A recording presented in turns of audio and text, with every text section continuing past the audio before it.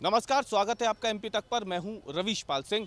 बड़ी खबर जो निकल के सामने आ रही है वो ये कि राकेश टिकैत, जो कि बीते 2 महीनों से सुर्खियों में है, दिल्ली में जो किसान आंदोलन चल रहा है उसकी वजह से अब सवाल उठ रहा है कि 8 मार्च को जब राकेश टिकैत मध्य प्रदेश आएंगे तो क्या मध्य प्रदेश पुलिस उन्हें गिरफ्तार करेगी? ये सवाल है। सवाल इसलिए क्योंकि उनके खिलाफ 2012 में एक मामला जो दर्ज हुआ था, उस मामले में जमानत मिल गई थी, लेकिन 2016 में उनके खिलाफ गिरफ्तारी वारंट भी जारी हो गया था। यानी अब वो बेलेबल है या अनबेलेबल ये देखना बाकी है, लेकिन मध्य प्रदेश पुलिस उनका इंतजार कर रही है। मध्य प्रदेश में 8 मार्च को दरअसल राकेश टिकैत क्यों आ रहे हैं, उसकी वजह है कि अभी तक किसान आंदोलन का जो एक व्यापक स्वरूप है वो देखने को मिल रहा है उत्तर प्रदेश में।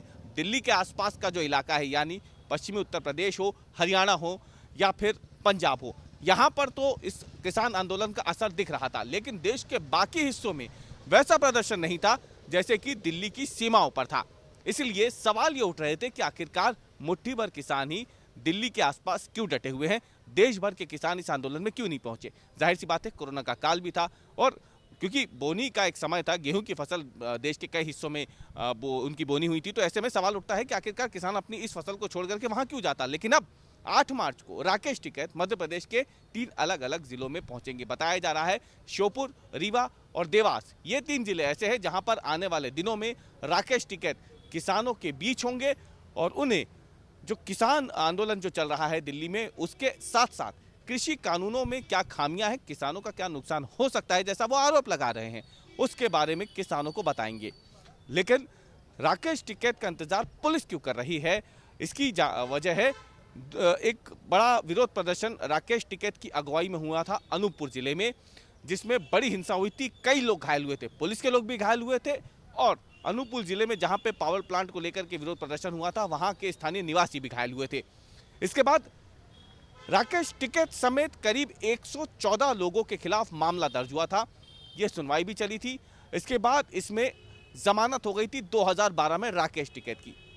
लेकिन अनूपपुर के एसपी अब इस मामले में क्या कह रहे हैं, पहले वो सुनिए, उसके बाद हम आपको बताएंगे कि राकेश टिकैत की मुश्किलें क्यों बढ़ सकती है यदि वो मध्य प्रदेश आते हैं तो। न्यायालय का वारंट है, न्यायालय का वारंट काम ही कराना पुलिस का काम है। किस प्रकार की कार्रवाई करेंगे?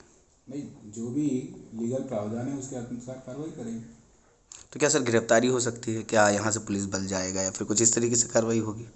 देखिए, ये मैं अभी आपको नहीं बता सकता, परंतु कार्रवाई अवश्य पुलिस करती है और करेगी।